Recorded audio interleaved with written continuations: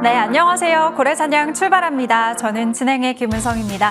오늘 비록 코스피가 쉬어갔지만 그래도 기다렸던 코스닥의 반등이 정말 반가웠습니다.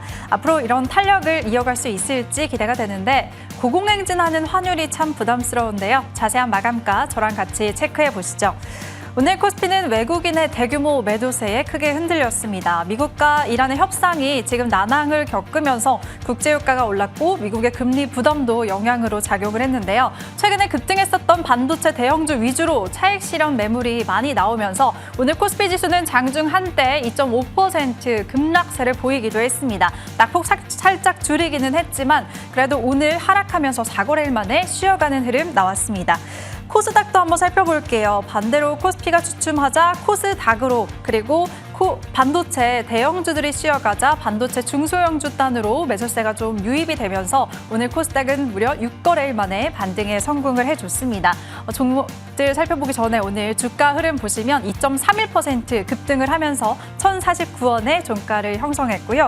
환율 먼저 체크를 해볼게요. 오늘 환율이 고공행진하는 게 참 부담스러운데 오늘 주간 거래에서도 13원이나 급등하면서 1,529원의 거래를 마치면서 13거래일째 1,500원대 고환율에 머물고 있습니다. 심지어 야간 거래에서는 보시다시피 한때 1,540원까지 돌파하기도 했습니다. 금융위기 이후에 최고치를 기록한 거고요. 현재 구간 살짝은 지금 좀 진정이 된 상태이긴 하지만 여전히 높은 환율을 유지하고 있습니다.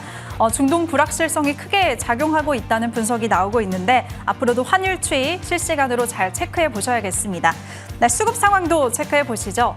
고환율에 오늘도 외국인은 등을 돌렸습니다. 코스피 시장에서 외국인이 오늘까지 무려 19거래일 연속 매도세를 보였고요. 오늘 6조 7천억 원 가까운 대량의 물량을 매도했습니다. 오늘 하루 매도 규모도 올해 들어서 최고치고 역대로 두 번째로 큰 규모를 기록했습니다. 반면에 개인과 기관이 매수하면서 방어했지만 역부족이었고요. 코스닥도 수급 상황 같이 체크해 보시죠. 코스닥 시장에서는 기관이 2거래일 연속 순매수하면서 지수 반등을 이끌어냈습니다. 반면에 개인과 외국인 동반 매도 우위를 보였는데요. 그래도 코스닥 시장에서 외국인 최근에 매수한 날이 더 많이 집계가 됐습니다. 오늘 소폭이지만 매도 우위를 보였고 참고로 선물 시장에서 외국인은 매수 우위 보였다는 점도 기억해 주시길 바랍니다. 네, 그럼 이제는 특징 종목들 섹터 보겠습니다. 반도체 장비단 살펴볼 텐데 코스닥의 반가운 반등을 이끈 그런 종목들이죠.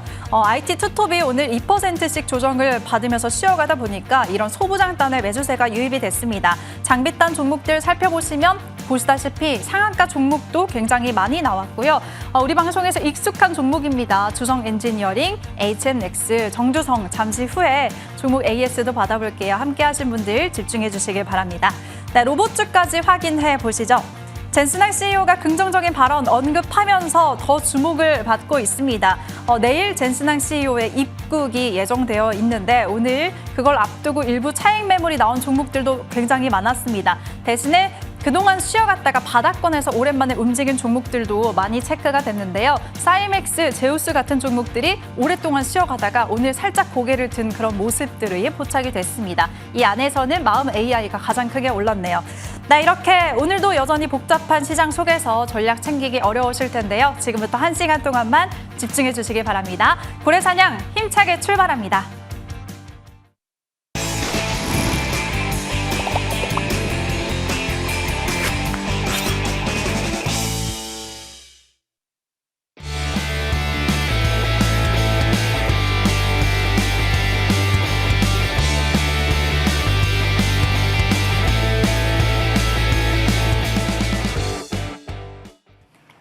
네, 오늘 전반부는 코스닥의 반등을 예상한 정수닥, 정재우 위원과 함께 하도록 하겠습니다. 위원님 어서 오세요. 예, 안녕하십니까. 예, 안녕하십니까. M10W 공명 정주입니다. 정수닥입니다. 예. 네, 정주희 위원과 함께 오늘 하루부터 정리해 보도록 하겠습니다. 일단 위원님의 한마디는 코스닥의 키 맞추기 반등을 기대해보자고 계속 강조를 하셨는데 오늘 보란 듯이 그것도 강조하셨던 반도체 섹터 위주로 크게 반등세가 나와줬습니다. 예상하신 결과죠, 위원님? 예, 예상했죠. 네. 저는 주식은 항상 이유를 잘 생각을 해야 되고 인생도 이제 항상 이유를 잘 생각을 해야 된다. 오늘 코스닥 이제 반도체 소부장 관련주들이 초강세예요. 그죠? 그런데 그 중에서도 전공정 장비 업체들이 그냥 말도 못하게 강했어요. 왜? 가장 좀 낙폭이 좀 꽤 심했었거든요. 예, 그런 관점에서 역시 오늘 뭐 원익 아이패스도 상한가 들어갔고 지금 주성 엔지니어링도 오늘 27% 급등했고 코스닥 이제 올선 막 회복 임박 국면이잖아요. 예. 꼭대기인가요? 예. 코스닥 1200에서 절반도 못 올라왔어요. 그런데 지수는 절반도 못 올라왔는데 제 관심 주도주들이 훨씬 더 강한 패턴이 전개돼요. 예. 그럼 지금 코스피 야간 지금 선물 같은 경우 떨어지고 있거든요. 겁먹을 필요가 있을까요? 저는 전혀 겁이 안 납니다. 예. 지금 왜냐하면 다우 증시는 강하거든요. 예. 200포인트 넘게 상승세가 이루어지고 있고 나스닥 선물만 좀 떨어지는데 그 이유가 뭐죠? 미국과 이란 지금 협상이 약간 좀 이제 이스라엘 때문에 좀 이제 부담스러운 부분이 있죠. 협상이 이제 빨리 이루어지지 않고 그런데 레바논하고 이스라엘하고 휴전에 합의했다 얘기 나오죠. 그리고 이제 트럼프 대통령이 급해졌죠. 빠르면 주말에도 MOU 이제 맺을 것 같다. 이제 끝내려고 하는 준비들이 나타나고 있거든요. 그런 관점에서 환율 급등 때문에 국내 증시가 또 약간 코스피 영향을 받는다. 겁먹을 필요 없어요. 이 환율이 우리나라 뭐 경제 자체를 지금 막 부정적으로 보고 환율이 폭등하는 게 아니거든요. 일시적인 이제 이란 문제 이런 부분들도 영향을 미치고 있고 우리나라가 이제 기본적으로 이제 해외 쪽에 투자도 많이 확대하고 있고 서학개 및 투자자분들의 해외 쪽에 자금도 많이 투자를 확대하고 있어서 아마 제가 지난번에도 말씀드렸던 것 같은데 원화의 약세 기조가 이제 기조적으로 좀 이어질 것 같아요. 그렇다고 우리나라 지금 수출 기업들이 그러면 악영향이냐? 환율이 올라가서 원화 약세 흐름이 전개되면 수혜를 입는 기업들도 있고 악재인 기업들도 있죠. 그럼 어떻게 돼요? 우리는 수출 기업들 계속 봐야 돼요. 예전에 아베노믹스 기억나시죠? 기술적으로 이제 엔화 약세 흐름이 전개되고 도요타라든지 큰 수출 기업들이 큰 랠리가 나왔는데 제가 볼 때는 그래요. 우리나라 이제 기업들이 그런 패턴이 전개되지 않을까? 그래서 제가 벌써 2년 전부터 얘기를 한 거예요. 이런 흐름이 전개될 것 같아서 주식 투자 안 하시는 분들은 굉장히 힘들어질 수 있다. 주식 투자를 한 분과 안 한 분의 차이 앞으로 경제적 측면에서 엄청나게 커질 수도 있다. 지금도 마찬가지일 것 같아요. 해야죠. 일단 올해 11월 하반기 미국 중간선거 전까지는 해야죠. 예. 만약에 다음 주 이제 미국 중간선거 전에 트럼프 대통령이 전쟁도 이제 종전하겠다 얘기 나오면서 케빈 허씨가 그 다음 주에 16일 날이죠. 17일 날 여기서 이제 2주 후에 이제 앞으로 물가지표 산정 방법을 바꾸면서 금리 인하 쪽으로 이제 방향성을 잡겠다는 얘기들이 나오면 아니면 대폭등이 나올지도 모르거든요. 예. 그래서 상대적으로 코스닥 계속 반도체 소부장을 이제 주목을 하셔야 돼요. 예. 그런 관점에서 그렇다고 또 뭐 다른 업종이 별로냐? 그건 또 아닐 것 같아요. 이제 배터리 업종도 바닥은 좀 치지 않았나 싶고요. 예. 그리고 하반기 이제 의료기기 업종이 이제 코스닥 승강제 도입 기대감이 나오면 워낙 실적이 견조한 기업들이 많기 때문에 원택이라든지 이런 기업들을 잘 볼 필요성이 있다. 대표사가 10억 매수했죠. 그래서 일단 주성 엔지니어링, 원익 아이패스가 오늘 전공정 장비업체 대장주 역할을 했고 앞으로도 좀 주도주 역할을 하지 않을까. 주성은 뭐 재료가 어마어마하죠. 그래서 지금 코스닥 시간에서 전반적으로 좀 밀리는 부분은 너무 신경 쓸 필요가 없다. 왜? 만약에 오늘 미국 증시가 나스닥이 미끄러 달고 쭉 올라온다. 만약에 부업까지만 올라왔어요. 아니면 플러스 전환됐다. 그럼 시간에서 조금 밀린 거는 거의 영향이 없고 오히려 내 시가가 갭상승 출발할 수도 있는 거거든요. 그러니까 이런 부분들에 너무 포커스를 맞추기보다는 기본적으로 이제 수급이라든지 재료 왜 조정받고 왜 올라갔느냐 이런 부분들을 주시할 필요성이 있습니다. 그래서 오늘 국내 증시가 일단 코스피가 조정받은 이유도 그렇고 나스닥 선물이 지금 떨어지는 이유도 그렇고 결국에는 이스라엘이 공격적으로 지금 이제 레바논을 치면서 그러면서 이제 국제유가가 폭등해서 이제 조정을 받은 부분이 있는데 이게 일단 이제 휴전 합의가 이루어졌다는 부분은 역시 이제 해결되려고 하는 국면인 거잖아요. 그런 관점에서 다시 이제 협상이 재개될 그런 가능성이 높기 때문에 자연스럽게 또 해결될 문제인 거죠. 그런 관점에서 지금 여기에 너무 포커스 맞추기보다는 하반기 실적이 폭증할 만한 업종이 뭘까? 결국에는 기승전 반도체 쪽이잖아요. 그래서 지금 오늘도 유리기판주 내에서도 주성도 강했지만 태성도 강했죠. 그래서 태성 같은 경우도 세계 최초, 세계 유일 반도체 유리기판 장비 그리고 복합 동박 유리기판 쪽에 배터리 반도체 이쪽에 다 장비 사업을 하고 있기 때문에 태성도 이제 주목받을 필요가 있어요. 대표사가 5만 원대에서 45억 장내 매수가 들어왔기 때문에 이제 막 올선 회복되는 종목들 위주로 잘 보셔야 돼요. 왜냐하면 이제 코스닥이 이제 막 5일선 내일부터 회복되려고 하고 있기 때문에 상대적으로 이제 낙폭이 또 심했고 반도체 배터리 소부장 관련주들도 잘 보셔야 되지 않을까. 그래서 지금 또 이제 이 실리콘 포토닉스 광반도체 관련주들도 오늘부터 살아났죠.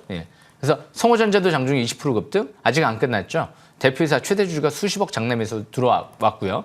그리고 HM넥스도 이미 대표이사 6억, 지금 11억, 20억 가까이 장남 매수가 들어온 상태에서 아직 빠져나가지 않았기 때문에 오늘부터 올선 회복되고 돌아가죠. 어차피 광온도 센서 전 세계에서 몇 안 되는 기업 중에 하나거든요. 그런데 지금 앞으로 이제 용인반도체 클러스터도 입주할 것 같고, 그리고 다양한 산업에 이제 확대 적용 가능성이 있기 때문에 역시 HM넥스가 반도체 관련주 내에선 또 역시 성호전자를 따라가는 흐름이 전개되지 않을까, 그렇게 기대하고 있습니다. 그래서 바닥권에 있는 기업들 잘 보시고요. 지금 원택 그리고 특히 DIC, 지금 이제 앞으로 로봇 쪽에서 가장 중요한 화두가 뭐가 될 거냐면 로봇을 대량 양산 싸게 할 수 있느냐, 그리고 스스로 말하고 판단할 수 있는 로봇이 빨리 나오느냐, 이 두 가지가 관건이거든요. 대량 양산이 가능할 수 있다. DIC가 해내지 않을까요? 휘투루 없이. 그리고 무엇보다 이 AI 쪽은 마음 AI가 이 스스로 판단할 수 있는 AI 플랫폼을 개발한 만큼 예전에 테슬라보다 더 기술력이 좋다라는 평가도 한번 나왔던 적이 있죠. 그래서 이런 기업들을 좀 주목할 필요가 있을 것 같습니다. 설명 마치겠습니다. 네, 지금 실시간으로 하락하는 야간 선물 그리고 애프터마켓 상황 너무 걱정하지 않아도 된다고 말씀 주셨습니다. 앞으로 하반기 실적이 폭증할 섹터 위주로 잘 접근해 보시길 바라겠고요. 그럼 바로 이어서 더 자세한 투자의 팁, 섹스리 업앤다운 코너로 넘어가겠습니다. 오늘의 주제는 마벨 테크놀로지 수혜주입니다. 젠슨항 CEO의 한마디에 미증시에서 이 종목 주가가 6월 2일에 32%나 급등을 했죠. 간밤에도 추가로 3% 더 올랐습니다. 관련한 수혜주 어떤 게 있을까요? 요즘에 마벨 테크놀로지가 굉장히 강하잖아요. 네. 그러니까 이제 설계 쪽에 이제 반도체 설계하는 기업인데 주문형 반도체 쪽이죠. 왠지 마술 테크놀로지 같아요. 마술을 부리는지 왜 이렇게 강한지 모르겠어요. 근데 이게 끝이 아니죠. 젠슨항 CEO가 이제 앞으로 1조 달러 얘기를 했어요. 앞으로 1조 달러 기업은 마벨 테크놀로지가 될 것이다. 이런 얘기를 했거든요. 그냥 듣기 좋으라고 했을까요? 아닐 것 같아요. 이제 주문형 반도체 시대가 오고, 그리고 무엇보다 실리콘 포토닉스 광반도체 시대가 오기 때문에 역시 이런 기업들이 이제 굉장히 유망하죠. 엔비디아까지도 역시 3조 원 가까이를 투자했기 때문에 마벨 테크놀로지 관련주들도 잘 보셔야 될 것 같고, 실리콘 포토닉스 관련주들도 잘 보셔야 될 것 같고, 이런 기업하고 이제 하는 기업이 또 있죠. 같은 부류의 기업이 세미파이브가 있죠. 그래서 TSMC에는 브로드컴이 있다라고 하면 엔비디아에는 또 마벨이 있고, 그리고 우리나라 삼성전자에는 세미파이브가 있고. 근데 이 세미파이브는 엑시나 CXL 메모리죠. 이제 앞으로 이제 하반기 양산 준비하는 것 같은데 이게 엄청나게 큰 화두가 또 될지 모르거든요. AI 반도체 칩의 병목 현상, 메모리 칩의 병목 현상을 해결할 수도 있다. 이런 부분들과 함께 더불어서 내년도 HBF, 샌디스크 이제 협력업체이기 때문에 HBF 수혜주로도 움직일지 모르거든요. 그래서 일단 차트를 보면서 설명 들어보겠습니다. 먼저 코스닥 차트를 제가 한번 차트를 보면서 설명 들어볼게요. 코스닥 차트를 보시게 되면 지금 딱 이전 저점 1000포인트대 초반대에서 지지받고 올라왔죠. 사실상 바닥 시원한 거예요. 그러니까 내일장 같은 경우도 만약에 아침에 하락 출발한다, 그럼 최대한 저가 매수 기에 누르시면 돼요. 그리고 막 이제 올산 회복하려고 하다가 딱 눌러버리고 그 다음 날부터 튀어버릴지 모르거든요. 그러니까 주말 사이에 트럼프 대통령이 빠르면 주말 사이에도 지금 협력을 이제 이란과의 이제 합의를 맺을 수가 있다, 이런 얘기들을 하기 시작을 했거든요. 그러니까 지금 미국 공화당 쪽에서도 하원 쪽인가요? 이번에 전쟁 종전 결의안을 채택을 했어요. 공화당 4명 의원이 이제 찬성을 돌아서면서 그만큼 이제 공화당 쪽의 의원들을 무시할 수가 없거든요. 트럼프 대통령도 급해졌다는 거예요. 그런 관점에서 이제 다음 주에는 만약에 여기서 이제 이런 합의가 이루어지게 되면 초대호재죠. 그렇게 되면 이제 FOMC에서는 금리 인하 나올 가능성이 좀 더 얘기 나올 가능성이 높고, 물론 6월 달에 당장 금리 인하하지는 않겠지만 앞으로 금리 인하를 시사하는 발언만 해줘도 캐비너시가 그러면 상당히 증시가 안정을 찾을 가능성이 높거든요. 우리나라 원화약세도 상당히 안정을 찾을 가능성이 좀 높고요. 그런 관점에서 내일 제가 볼 때는 밀리면 마지막 저가 매수 기회이지 않을까 싶고, 근데 제가 볼 때는 오늘 미 증시가 폭락할 이유가 없거든요. 이미 레바논 합의 이런 얘기들이 나왔기 때문에 전략 후강이 이뤄질 가능성이 높아서 내일 올선 회복되면 다음 주 저는 폭등 한번 기대해 보겠습니다. 그래서 일단 먼저 이제 종목들부터 먼저 설명을 드려보면, 오늘 이제 이 마벨 테크놀로지 또 이제 관련 수혜 업종들을 보면 실리콘 포토닉스를 빼놓을 수가 없죠. 성호전자부터 제가 설명드려보겠습니다. 딱 32,000원대에서부터 지지받고 올라갔죠. 여기가 바닥권이에요. 예.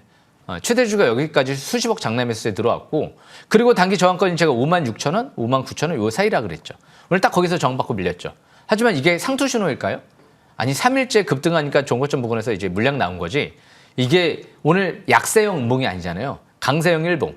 매수세가 매도세를 이긴 거거든요. 예, 그리고 이번 주 이제 5주선이 첫 회복되는 시점이거든요. 주봉도 이번 주부터 돌아가는 거예요. 예, 그런 관점에서 성호전자는 감히 제2의 주성 엔지니어링에 도전해 보겠습니다. 제가 작년도 12월 8일 날이에요. 4,500원대에서 초대형 호재 나왔습니다. 말씀드렸고요. 그리고 두 번째로 2026년도 6월 1일 날, 이날이죠. 월요일 날. 초대형 호재 나왔습니다. 다시 말씀드렸어요. 삼성전자, 실리콘 포토닉스 공동개발사로 유일하게 파트너 낙점이 됐거든요. 그래서 축하드리고요. 저는 정고점 돌파에 점진적 추가 반등을 노려보겠습니다. 그리고 이제 두 번째로 HMX. 오늘부터 이제 반등권에 왔죠. 급소에 온 거예요. 그러니까 이렇게 파라볼릭이 상승 지수로 전환되는 이 시점에서 막 5일선 회복될 때 이때도 제가 강추해드렸었죠. 4월 달에 4월 7일로 알고 있거든요. 그리고 나서 급등했다가 반락했다가 그 다음날 날아가 버렸죠. 계속 쭉 이제 꾸준하게 어디까지 10,000원대까지 날아갔죠. 비슷한 위치에 있습니다. 내일 만약에 조정을 받게 되면 저는 땡큐일 것 같은데 시간의 단일가에서 강해서 조정이 안 나올 것 같아요. 이제 막 파라볼릭이 상승 기조로 전환되기 임박돼 있는 시점에서 내일부터는 추가 급등을 노려보는 전략이 좋을 것 같습니다. 그리고 이제 세 번째로 세미5. 이제 막 5일선 회복되려고 하는 시점에서 오늘 거래 없이 살짝 눌러버렸죠. 역시 삼성전자 파운드리 핵심 수혜주기 때문에 우리나라의 한국판 브루드컴 수혜주 관점에서 이제 세계 최초 CXL 기반의 이제 메모리 솔루션도 개발 중에 있고 그리고 세계 최초로 지금 이제 3D IC 적진 기술을 확보한 상태에서 글로벌 반도체 기업과 상용화를 준비하고 있죠. 임원들 15명의 지분을 늘리는 모습이 나타났죠. 이전 저점 이탈되지 않는 상태에서 신고가 이상 5만 원 이상 노려보겠습니다. 여기까지 설명 마치겠습니다. 네, 마벨 테크놀로지 수혜가 기대되는 세 종목 언급해 주셨으니까 기대해 보시고요. 이제 AS도 받아보겠습니다. 첫 번째는 DIC. 이 종목을 5월 21일에 7,300원일 때 소개해 주셨습니다. 바로 다음 날 9,000원대로 뛰어오르더니 오늘은 10,000원도 돌파를 했네요. 8거래일 만에 32% 상승률 기록했고요. 다음 TEMC. 최근에 수급이 대형주로 몰리다 보니까 주가 눌림이 있었는데 이번 주 반등하면서 다시 2만 원을 회복해냈습니다. 벌써 이 종목도 소개하시고 나서 거의 118% 넘는 상승률, 큰 상승률 자랑하고 있고요. 이어서 정성호도 살펴볼게요. 이미 올해 1200% 시세를 냈었던 종목이죠. 월요일에 다시 관심주로 제시를 하시더니 화요일에 25% 급등, 오늘도 장중에 21% 넘게 올랐습니다. 제2의 주성 엔지니어링 도전하겠다고 조금 더 언급을 하셨고요. 그리고 주성 엔지니어링까지 보겠습니다. 정주성, 주가가 많이 눌릴 때마다 강력 홀딩 의견을 제시하셨고 심지어 전거래일에도 또 한 번 강조하셨죠. 상한가 도전하겠다라고 말씀하셨는데 오늘 정말 보란 듯이 장중에 29.51%나 올랐습니다. 역시 이렇게 흐름을 미리 파악하신 게 제일 신기해요, 저는. 경험이 중요한 것 같아요. 네. 말로써 설명할 수 없는 그런 경험들이 있는 것 같아요. 대부분 경험을 그래서 무시할 수 없는 것 같습니다. 항상 인생을 살 때도 마찬가지인 것 같고요. 많이 하고 경험을 많이 하면 성공 투자할 수 있는 확률이 올라가는 것 같아요. 그러니까 우리가 요즘에 야구 같은 경우도 그런 경험들을 많이 하는 것 같아요. 요즘 이제 예전에 저 때만 해도 박찬호 씨 그리고 김병헌 씨, 구대성 씨 어마어마했거든요. 선동열 씨도 알고 있습니다. 최고죠, 선동열 씨가. 제 개인적인 생각이에요. 그때 시절만 해도 제구력이 어마어마하게 좋았던 투수들이 많이 나왔던 것 같거든요. 근데 요즘은 생각보다 제 개인적인 생각인데 그때 너무 못 미치는 것 같아요. 그 이유가 뭘까? 제가 볼 땐 연습량이 부족해서가 아닐까 생각을 해봐요. 경험들이 오히려 적기 때문에. 그러니까 주식 투자도 많이 해야 돼요. 저는 한 20년 가까이 지금 해왔거든요. 그러다 보니까 이거 분명히 악재 나온 것 같은데 갈 것 같다는 생각이 들어가질 때 확신을 가질 때가 꽤 있어요. 그럴 때 보면 어김없이 투자들은 분명히 악재 나서 하락할 것 같은데 오히려 급반등을 해버리네? 이럴 때도 많이 나오는 경우도 있고요. 물론 100%는 아니겠지만. 그러니까 이번 주도 이제 코스닥 같은 경우, 바닥권이 이제 와 있다. 이거 최고의 기회인 것 같다. 오늘부터 그냥 말도 안 되게 코스닥 이제 소부장들이 강하잖아요. 그래서 DIC 먼저 차트를 보시게 되면, 저는 이미 예상을 했죠. 100일선 이제 돌파 안착을 했죠. 다음 주에 아틀라스가 이제 북중미 월드컵에서 선보일 예정이거든요. 핵심 수혜주죠. 지금 히투르가 필요 없는 구동 모터를 양산해서 지금 앞으로 양산에 들어갈 예정이다. 글로벌 업체에 납품 준비하고 있다. 최대 주주가 수십억 샀다? 어떻게 해석해야 될까요? 예. 최대 주가 5월 달에 수십억을 사네요. 10,000원대, 9,000원대에서. 예. 지금도 늦지 않은 것 같죠? 예. 강홀딩 전략이 필요할 것 같고요. 이번 달부터 5개월 평선 회복되고 완벽 정별 상태에 들어가거든요. 제2의 원익홀딩스에 딱 2개 도전해볼 만한 로봇주가 있는 것 같아요. DIC 대량 양산 기업, 그리고 대량 양산할 수 있는 기술을 확보한 이 구동모터 쪽, 그리고 무엇보다 PS 일렉트로닉스 로봇팔. 로봇팔을 삼성전자에 납품하게 되면 어떻게 될까요? 어마어마한 재료가 될 수도 있겠죠. 그래서 이 2개 회사를 주목할 필요가 있어요. 대표이사가 수억 원, 수십억 정도 매수세가 들어왔던 기업이기 때문에 참고하시면 될 것 같고요. 두 번째로 TMC. 이 기업도 삼성이 지분 투자한 회사죠. 오늘 5월선 회복 안착 적산병이 출원됐죠. 제가 10,000원대 초반대에서부터 발굴해드렸던 기업인데 때가 온 것 같습니다. 결코 재료가 작지 않다. 왜? 전략산업의 우리나라 모든 산업에 들어갈 수 있는 핵심 동위원소를 양산하는데 삼성전자, SK하이닉스, 마이크론 3사를 다 뚫었죠. 거기에 이제 파운드리까지도 수혜를 입을 수가 있는 상태에서 이제 앞으로 차세대 양자 컴퓨팅 쪽에 핵심 재료가 있기 때문에 여기서 이제 제차 30,000원대까지 추가적으로 점진적으로 도전해보는 전략이 좋을 것 같고요. 사실상 급반등권이 이제 들어오지 않았을까 그렇게 추측은 돼요. 그러니까 참고하시면 될 것 같고요. 세 번째로 성호전자. 이 기업은 단기 3일째, 대부분 3일째 좀 매도 물량이 나오죠. 예전에 이제 강력한 저항권 부근에선 56,000원 돌파 여부가 중요한 포인트가 되지 않을까 생각을 합니다. 여기서는 추가 급등을 했다가 한 번쯤 옆으로 좀 횡보세를 다음 주에 이어지는 것도 나쁘지 않아요. 그리고 나서 다시 상승세를 시도하는 것도 좋은 패턴일 것 같습니다. 지금 단 하나의 이제 주성 엔지니어링 제2의 주성 엔지니어링에 도전한다고 하면 성호전자 말고 지금 또 꼽을 게 있을까 그런 생각을 하고 있어요. 강력한 호재가 나왔으니까 참고하시면 될 것 같고요. 그리고 마지막으로 정주성. 너무 좋습니다. 왜 좋으냐? 이 기업은 전력 디스플레이 반도체 세 가지를 다 볼 수 있는 기업이에요. 오늘은 정공정 장비로 갔지만 앞으로는 페로브스카이트 태양전지로 갈 수 있고 LG 디스플레이 쪽이랑 역시 또 차세대 마이크로 LED 쪽으로 갈 수도 있고 그런데 다른 반도체 장비 기업들은 여기서 상한가를 들어간 다음에 내일도 폭등이 나와버리게 되면 경고 종목 지정 예고가 뜰 수도 있거든요. 하지만 주성 엔지니어링만큼은 이제 시가총액 100위 안에 들어갔기 때문에 여기서 상한가 랠리가 계속 나와도 심지어 100만 원까지 가도 이제 경고 종목 지정 규제에 벗어났기 때문에 주도주와 역할을 할 가능성이 상당히 높을 것 같습니다. 대표사님은 시가총액 400조 원까지 보는 것 같고 200조 원까지 보는 것 같은데요.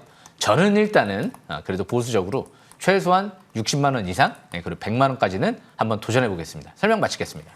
네, 주성 엔지니어링 벌써 8배나 오른 종목인데 여전히 관심권에 두면 좋을 것 같다고도 힌트 주셨습니다. 함께 하신 분들 축하드리겠고요. 저희는 잠시 후에 새로운 종목도 공개할게요.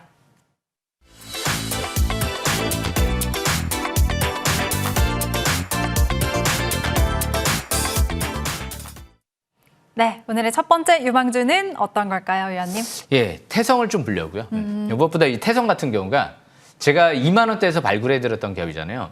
그런데 우리가 항상 종목들을 쭉 볼 때 생각을 해보면 전 세계 유일, 전 세계 최초 기업들이 다 큰 상승세가 이뤄지지 않았나요?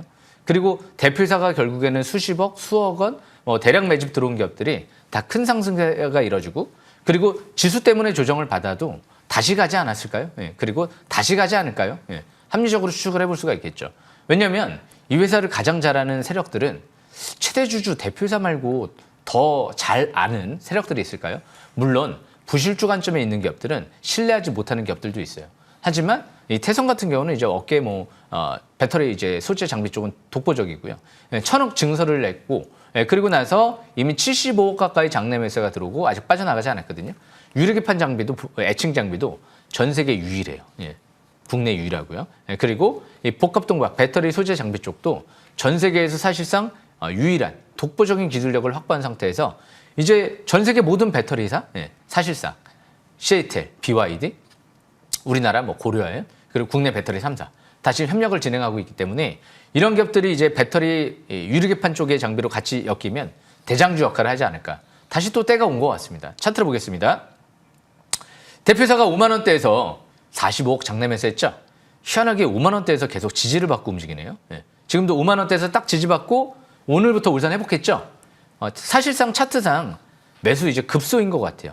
지금은 5만 원대 손절 라인 참고하시면서 저 9만 원대까지 상승세를 일단 노리면서 시가와 적극 저가 매수 기회를 노려보는 위치에 있는 것 같습니다. 하반기는 이제 실리콘 포토닉스, 유리기판 재료 있는 기업들을 주목할 필요가 있을 것 같습니다. 설명 마치겠습니다.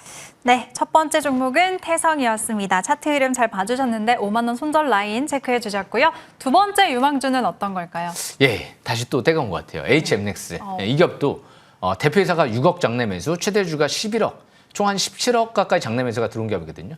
근데 아직 안 빠져나갔죠. 근데 HMX는 국내 유일하게 광온도 센서를 이제 개발을 하고 양산에 지금 이제 들어가는 그런 흐름이거든요. 이제 마이크론 쪽의 수주도 확대하면서 내년도에는 추가적으로 삼성전자, SK하이닉스 쪽 공급 기대감도 나와요. 왜? 이 기업은 용인반도체 클러스터에 공식 입주를 확정지었으니까.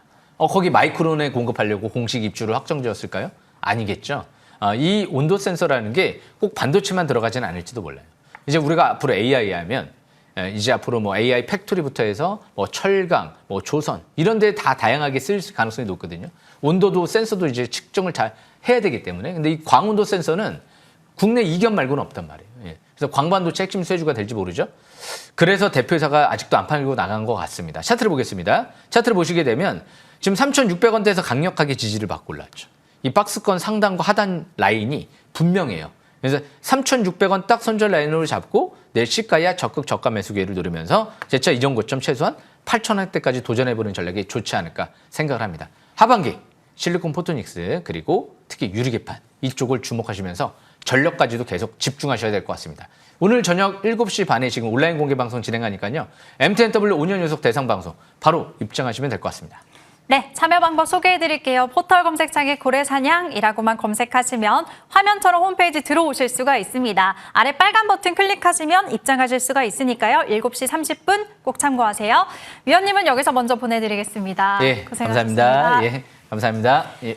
네, 그리고 이어지는 후반부에는 정홍주 위원과 얘기 나눠보겠습니다. 잠시 후에 돌아올게요.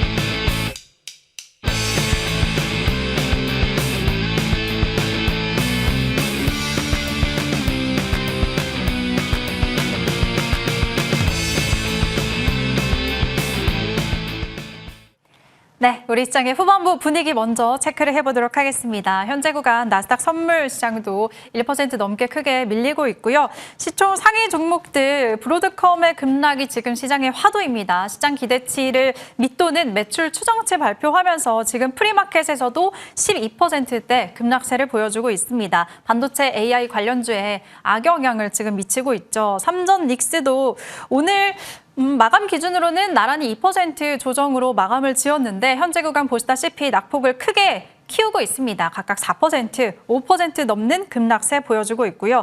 삼성전기가 정말 무섭습니다. 지난주만 해도 214만 원 최고가를 찍었었는데 현재는 166만 원대 거래가 되고 있습니다. 3거래일 만에 50만 원이나 지금 증발한 상태인데요. 그래도 이런 상황에서도 오늘 메리츠 증권에서는 목표가 210만 원으로 올려잡은 목표가 상향 리포트 냈다는 거 체크해 보시기 바라겠습니다. 코스닥 시장 반등이 정말 반가웠지만 반도체 소부장주들이 강세를 보이면서 리노공업만이 빨간불을 켠 하루였습니다. 2.69% 오름세를 보여줬네요.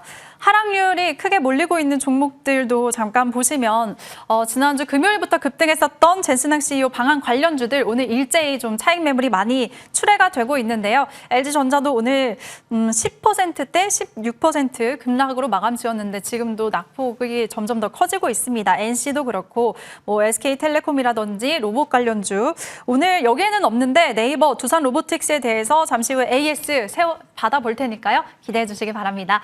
네, 그럼 이제 정홍조 위원과 전략 챙겨볼게요. 위원님 어서 오세요. 네, 안녕하세요. 안녕하세요. 네, 반갑습니다. 드디어 기다렸던 코스닥의 반등이 나와줬는데 그렇죠. 오늘 하루 어떻게 보셨어요? 순환매가 이제 도는구나 해서 긍정적으로 보고 있습니다. 네. 제가 이제 순환매가 돌기 때문에 자기 차례 돌아오니까 가만히 계시는 게 좋다고 말씀드렸고요. 양측이 이제 미국과 중국, 이란과의 종전 협상이 좀 교착 상태에 들어가면서 또 충돌에 대한 제기가 이어지다 보니 지정적 리스크가 다시 한번 재고조가 되면서 미국 증시가 일단 하락세가 나왔습니다. 그에 따라 외국인들이 코스피에도 대량 매도가 좀 나면서 코스피 약세가 나왔는데 그에 따라서 삼성전자, 하이닉스 같은 종목들도 같이 떨어지는 모습이 나왔지만 소부장 관련주의 반도체 쪽은 여전히 강세가 나온 걸 봤을 때 시장의 흐름들이 크게 문제가 있는 건 아니고 잠깐의 숨고르는 등락이 있는 것 같고요. 6월 25일 날 내일 6월 5일 날 젠슨항에 대한 LG, SK, 현대차, 네이버 회동이라는 기대감 때문에 주가가 올라갔던 뭐 네이버라든가 LG그룹이라든가 많은 그 관련 기업들이 어제까지 강세가 나오다가 오늘 바로 직전 날에 미리 선반영되면서 주가 올라가다가 재료가 노출되면서 이제 빠지는 모습이 오늘부터 나오기 시작했다는 거 감안하시면 좋을 것 같고 순환매 대비한 코스닥 반등 이미 얘기했던 것처럼 말씀드렸던 것처럼 오늘부터 반등 나오는데 역시 원했던 종목을 이런 조정을 통해서 저가 찬스 활용하시면 좋을 것 같습니다. 네, 조정 시 매수 관점으로 활용할 수 있는 종목들 위주로 오늘도 옥석 가리기 잘 해보시길 바라겠습니다. 그럼 특징주 안에서 전략 챙겨볼게요. 5종목 준비했고요. 첫 번째 삼성전기. 이 종목 오늘도 쉬어갔죠. MLCC 기대감에 지난주 200만 원도 돌파했는데 이번 주 내내 하락하면서 오늘 종가상으로 170만 원까지 내려왔고 애프터마켓에서는 170만 원도 지금 무너진 상태입니다. 두 번째 LG CNS. 젠슨항 CEO 효과에 급등했던 종목이죠. 오늘 관련주들 대부분이 하락했는데 이 종목도 7% 가까이 급락 마감을 했고요. 앱장에서는 지금 두 자릿수 넘게 밀리고 있는 상황입니다. 라이콤도 살펴볼게요. 반면 오늘 통신장비, 광통신 관련주들 시세가 좋았습니다. 미국 주파수 경매가 시작이 됐고 라이콤은 오늘 개별 수주 소식까지 공시를 하면서 상한가로 마감 지었고요. 이어서 RFHRC, 같은 광통신 테마 안에 있는 종목인데 오늘 6거래일 만에 반등하면서 두 자릿수 급등 마감을 했습니다. 장마치고 공급 계약 소식까지도 나왔네요. 참고하시기 바랍니다. SKC까지 살펴볼게요. 유리급한 이 종목은 오늘 11% 상승했습니다. 전거래일 급락분을 하루 만에 만회하는 모습 확인이 됐네요. 이 5개 안에서 어떤 종목 봐주실까요? 라이콤 오늘 주도주였으니까 보도록 할게요. 오늘 주도주가 반도체 소부장 하나하고 그리고 이제 통신주 쪽에 대한 광통신 이렇게 움직였는데 반도체 쪽은 그동안에 많이 올라왔기 때문에 대응 잘해야 되고요. 통신주도 최근에 광통신 관련주 엔비디아 CEO 젠슨항이 이쪽에 대한 분야의 투자에 대한 이야기 나면서 한번 올라갔던 분야라 급락 많이 올라가고 떨어지고 다시 반등, 일시적인 반등성이라는 가능성을 열어두고 대응을 잘해야 될 것 같아요. 일단 오늘 미국 주파수 경매 개시 속에서 젠슨항 대만의 컴퓨텍스 2026에서 행사에서 마벳 테크놀로지에 대한 극찬을 함에 따라서 광통신 급등이 나왔습니다. 동사가 광증폭기에 대한 제조사로서 초소형 광증폭기 등 자율주행용 광학 센서에 대한 핵심 기술을 보여다 보니까 광통신 관련주로 항상 과거에도 많이 올라갔던 부분이 있는데 현재 글로벌 자율주행 기업들과의 테스트 혹은 수주 계약 여부에 따라서 주가의 움직임이 방향성이 나올 텐데요. 아마 차트 통해 못 왔습니다. 일단 광통신 자율주행 좋아요. 근데 실적이 아주 미진합니다. 그래서 이 향후에 어떠한 수주를 따르냐에 따라 추가적으로 올라갈 수 있을지가 결판이 날 텐데 6억 벌어가지고 주가가 지금 현재 시가총액 자체가 1,000억 원 정도 나오고 있죠. 1,100억이라 6억에 1,100억이면 굉장히 비싼 거고요. 최근에 1분기는 또 적자까지 보였기 때문에 실적이 받쳐주지 않는 상태에서는 강한 상승세가 나오고 나면 시세 분출하고 거래가 터지면서 이때 상투 시연을 했습니다. 상투 시연하고 고점 찍고 1차 파동, 2차, 3차 다 끝났고 다 끝났는데 그래서 하락 오르지 접어도 끝난 건데 잠깐 반등 나온 거죠. 이런 거는 오늘 어떻게 상한가는 들어갔지만 상한가를 들어간다는 관점에서 접근하기보단 그냥 순간적인 반등성의 관점에서 바라보시며 쫓아가기보단 단기적 대응이 필요한 그런 위치인 것 같습니다. 네, 오늘 일장 상한가를 간 종목이기 때문에 관심 있으신 분들 많으실 것 같은데요. 자세하게 전략 도와주셨으니까 잘 기억해 두시면 좋을 것 같습니다. 그럼 이제 오늘도 명품 투자 포인트 잡아볼게요. 오늘의 주제, IT 투톱이 쉬어갔지만 그 수급이 오늘 소부장단으로 그 온기가 확산되는 모습이 나타났습니다.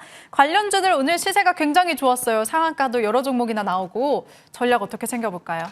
저 반도체에 대한 전략이 굉장히 중요할 것 같아요. 네. 그 부분 좀 보도록 할게요. 왜냐하면 외국인들이 현물 쪽에 대한 매도는 계속 나옵니다.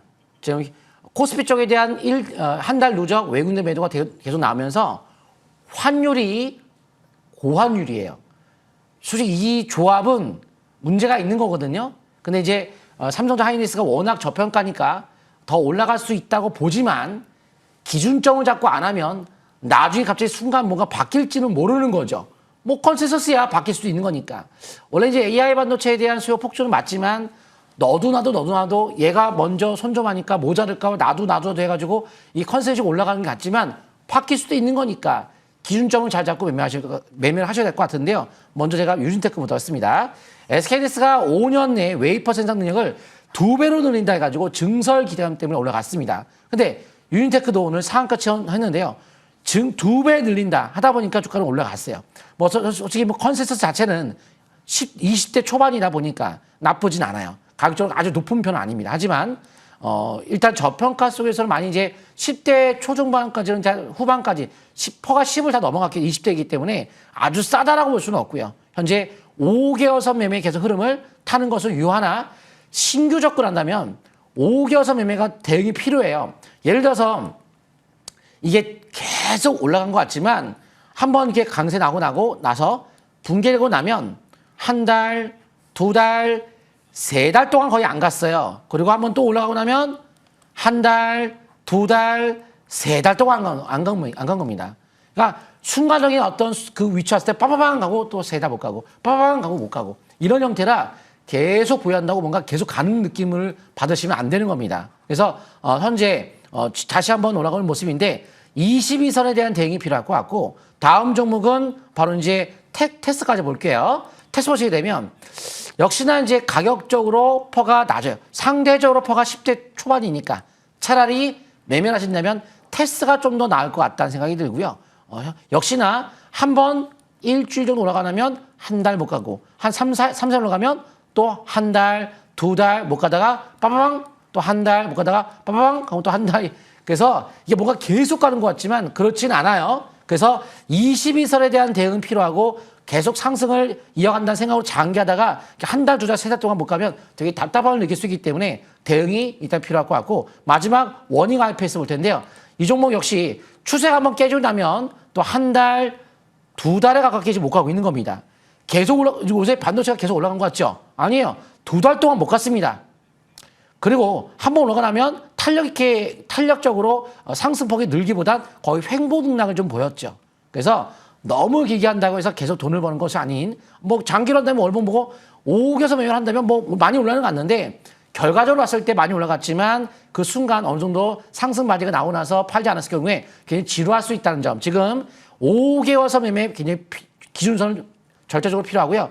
여전히 가격적인 메리트가 충분히 있습니다. 그래서 주가가 자꾸 올라가는 모습이 나오는 건데 아직까지 가격 메리트가 있는 반도체 기준점 잡고 5개월선 매매 흐름은 아직까지 유한 흐름이나 단기적 대응도 한다면 좀 더 재밌는 매매가 될 것 같습니다. 네, 오랜만에 반등이 나왔기 때문에 기회가 있는 섹터라고 긍정적인 전망까지 주셨으니까 잘 기억해 주시면 좋을 것 같고요. 오늘도 명품 투자 포인트 잡아봤고 종목들 AS 받아보겠습니다. 첫 번째는 SKC 살펴볼게요. 이 종목 위원님이 4월 달에 12만 원 아래에 있을 때 관심주로 소개를 하셨고요. 상한가도 나오면서 지난달에 18만 원 돌파했고 벌써 57% 상승률 기록했습니다. 화요일에 급락을 했는데 오늘 그래도 반등이 잘 나와줬는데요. 앞으로 전략 잠시 후에 챙겨볼게요. 다음 네이버 살펴보겠습니다. 위원님이 젠스낭 CEO 방한 소식이 나오기 바로 전날 지난주 목요일에 소개를 하셨다는 게 포인트입니다. 전 거래일까지 3일 만에 52%나 시세를 냈고요. 오늘 관련주들 대부분이 차익 매물이 크게 나온 상황입니다. 이어서 두산 로보틱스 이 종목도 소개하신 날을 보셔야 되는데 지난주 수요일 98,000원일 때라는 게 포인트죠. 오르기 전에 급등 직전에 소개를 잘 해주신 거고 전거래일까지 단기간에 70%나 시세를 크게 냈습니다. 오늘 마찬가지로 차익 매물이 좀 나왔고요. 마지막으로 대한항공 보겠습니다. 박스권 흐름을 차트를 보니까 보이는 것 같아요. 최근에 주가가 좀 많이 내리면서 박스권 하단까지 내려온 것 같은데 앞으로 반등 기대해보면 좋을지 여쭤보겠습니다. 먼저 SKC 전거래일 급락을 하루 만에 하더니 윗꼬리는 지금 살짝 단 것 같습니다. 어떻게 해야 될까요? 예, 한번 제가 전략을 제시하겠습니다. 네. 일단 SKC가 오늘 좀 강세가 좀 많이 나왔는데요. 기본 마인드가 유리기판 앞으로 플라스틱 기판 못 씁니다. 유리기판 반드시 필요하다는 것을 말씀드렸죠. 열이 많이 발생되는 것이 AI 시대의 반도체 특징이기 때문에 유리기판으로 넘어갈 수밖에 없는 상황이다. 그래서 유리기판은 가는 건 맞는데 이제 언제 가느냐 이 타이밍을 잡는 거였고 자회사 앱솔루트를 통해서 최초로 유리기판 상용화 추진 중에 있는 기업이 SKC이기 때문에 가장 선두 종목으로서 관심을 보였는데 차트 통계 묻었습니다. 일단 매수의 포인트 잘 드렸고요. 설명드리고 주가는 강세가 쭉 나왔습니다. 그래서 하나, 둘, 셋 항상 세 번째부터는 단기 대응을 병행한다면 좀 더 안정적 매매가 될 수 있을 것 같고 지금 기본적으로는 밴드 상단에 대한 붕괴가 되기 전까지는 이 급등에 대한 분위기 강세 흐름을 계속 이어갈 수 있기 때문에 밴드 상단이나 장기적 관점에 5개월선 매매를 이어가되 세 번째 보기라는 관점에서 짧게 본다면 일봉의 22선 대응을 병한다면 좀 더 안정적 매매가 될 것 같고 대응을 일봉상 하면서도 꾸준하게 5주선 내지 5개월선 매매 흐름을 이어가야 되는데 이번 연도 자체가 컨센서스 자체가 그렇게 가격이 메리트가 크지 않아요. 내년도도 가격적으로 고평가이기 때문에 고평가인 만큼 단기적 대응을 병한다면 좀 더 마음이 편하지 않을까 하는 것도 참고하시면 좋을 것 같습니다. 자, 현재 주가율 자체가 강세가 최고 나왔던 것이 또 네이버인데요. 네이버에 대한 주가 움직임이 어제 제가 그 폭등 직전 날에 제가 말씀을 드렸거든요. 4월 8일 날짜에도 말씀드렸지만 폭등 직전 날에 말씀드렸던 종목인데 월봉이 기본적으로는 거래가 15년 만에 사상 최고 대량가가 터지고 나서 흐를 수 있는 종목이 일단 아니거든요. 왜? 실적이 매년 매출 증가, 매년 이익 증가인데 어떻게 지금 국내에 가장 많이 GPU를 준 엔비디아가 GPU 가장 많이 준 기업이 네이버인데 네이버가 저퍼저 PBR에서 어떻게 흐를 수가 있겠느냐. 그래서 대응봉에 대한 형태 띠는 이때 거래가 없었기 때문에 이거 뚫리면서부터 가는 거구나 해서 강세가 나왔습니다. 지금 앞으로도 꾸준하게 5개월선 매매 흐름은 유효하고요. 현재 일봉 차트 바로 직전 날에 방송에서 설명해 드리면서 주가가 폭등 시세가 나왔습니다. 그래서 주가 움직임이 바닥권에서의 매수를 해야 돈을 많이 벌 수 있다는 것을 보시면서 아직 단기 급등에 따른 순고로운 조정일 뿐 아직 문제가 있지 않기 때문에 장기적 흐름 계속 이어가는 전략은 유효하고요. 다음 종목은 이제 바로 두산 로보틱스 할 텐데요. 두산 로보틱스도 주가가 쏜사같이밖에 올라갈 수밖에 없는 것이 블록딜을 했던 가격보다 싸다. 차트 통계 얻었습니다. 블록딜 했던 외국인과 기관들의 블록딜로 인해서 외국인들이 엄청난 매수가 들어왔는데 그 가격대가 최근의 주가 움직임이 급락했을 때보다 블록딜 가격이 더 높기 때문에 가격이 싸다. 그래서 5개월선 매매 흐름을 이용하는 전략 말씀드렸고 이때죠. 그래서 급락할 때 매수의 포인트를 이때 말씀드렸던 것이 블록딜 했던 것보다 싸다. 주가가. 그럼 올라가겠네. 일단 올라갈 여지를 열어두고 상승에 대한 설명을 드렸습니다. 5개월선 매매 흐름 속에서 꾸준하게 이어가시면 좋을 것 같고요. 마지막 종목은 바로 이제 대한항공 볼 텐데요. 대한항공이 아직까지 큰 시세 분출이 나오고 있지 않지만 저는 이제 남아있는 네이버의 다음 뒤를 이을 종목을 고점 돌파의 종목으로서는 대한항공이 가장 좋겠다 싶어요. 현재 제 명품차법에 고점 돌파형의 신호가 좀 나왔고 현재 외국인들의 대량 매수와 저평가 속에 특히나 미국에서 드론에 대한 정부에서 트럼프 정부가 드론 업체 지분을 확대한다. 지분 인수한다 검토 중이거든요. 드론 관련주로서도 앞으로 기대감이 높은 것 같습니다. 네, 알겠습니다. 종목들 점검 받아봤고요. 잠시 후에 새로운 종목도 공개하겠습니다.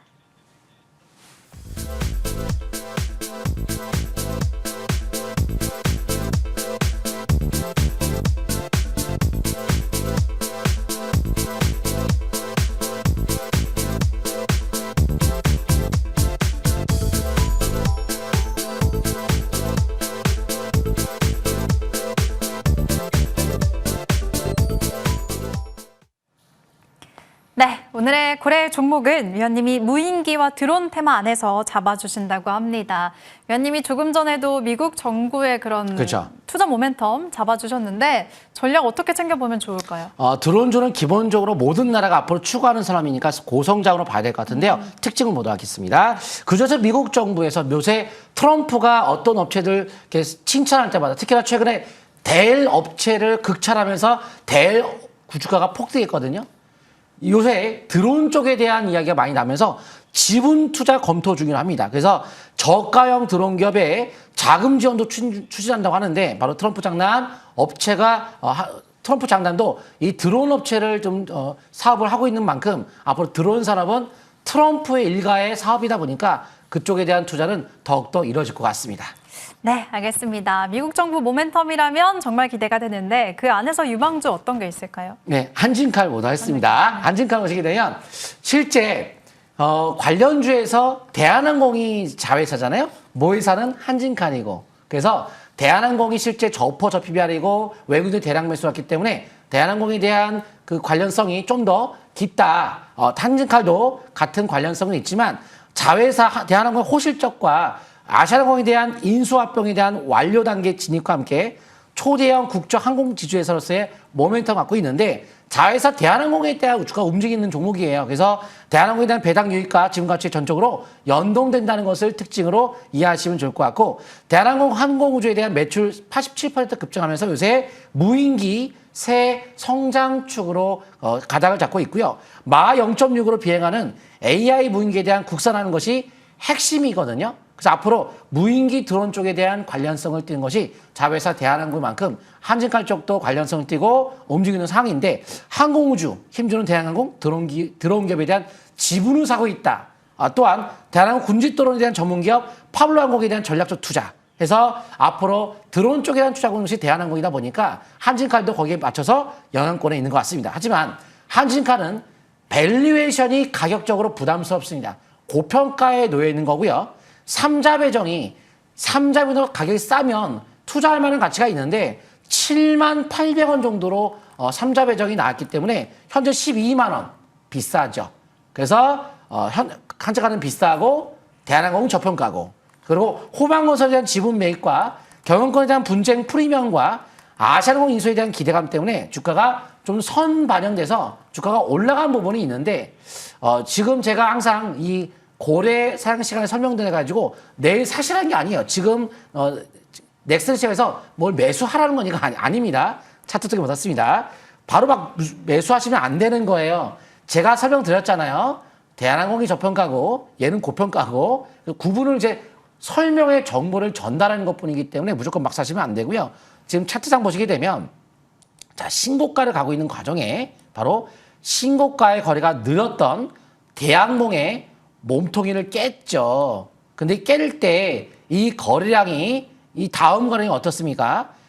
좀 더 는 모습이 나왔어요. 그래서 거래량 자체가 좀 더 이렇게 늘면서 대응봉이 나왔기 때문에 쏙 좋은 패턴이 아니죠. 그래서 지금은 절반 통과한 다음에 매매가 가능한다 하더라도 고평가 속에 놓여있다. 자, 가격을 보시게 되면 현재 작년도의 기준에서 일단 적자를 보였네요. 적자를 보였고 근데 매출액이 2,900억인데 시가총액이 7조 6천억이에요.